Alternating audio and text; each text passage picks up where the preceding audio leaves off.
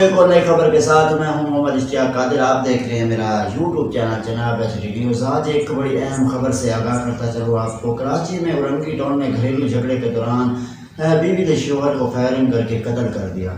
آپ کو بتاتا چلوں کراچی کے علاقے اورنگی ٹاؤن سیکٹر 11.5 میں گھریلو جھگڑے کے دوران فائرنگ سے 35 سالہ محمد حسین جاں بحق ہو گیا ہے اور پولیس کے مطابق واقعہ میاں بیوی کے درمیان تنازع کے نتیجے میں پیش آیا.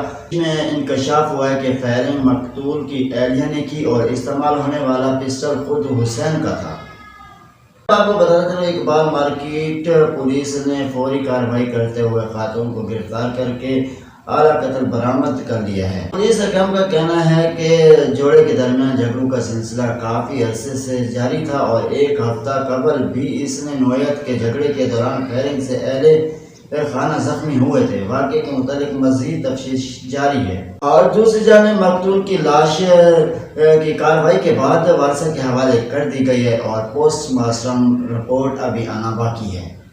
اس طرح کی ویڈیو دیکھنے کے لیے ہمارے یوٹیوب چینل جناب ایس ٹی نیوز کو سبسکرائب کریں اور بیل آئیکن لازمی کریں کیونکہ ہر آنے والی ویڈیو آپ تک پہنچ سکے.